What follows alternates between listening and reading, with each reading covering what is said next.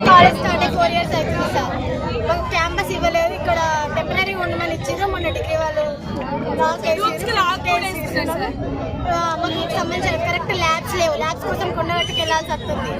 Labs లేవు, faculty సరిగ్గా లేదు. క్లాసెస్ మీరు ధర్నా ఎందుకు చేస్తారు? మీరు ధర్నా ఎందుకు క్యాంపస్ కావాలి, రిలీజ్ కావాలి. క్యాంపస్ రూమ్స్ లేవు కరెక్ట్ గా.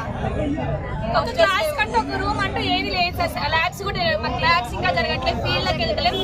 ఇప్పుడు ల్యాబ్స్ చేసుకోవడానికి వచ్చిన నుంచి బీటెక్ అనేది మాకు నెక్స్ట్ స్టెప్ చదువుకోవడానికి మాకు అసలు ఏం బేసిక్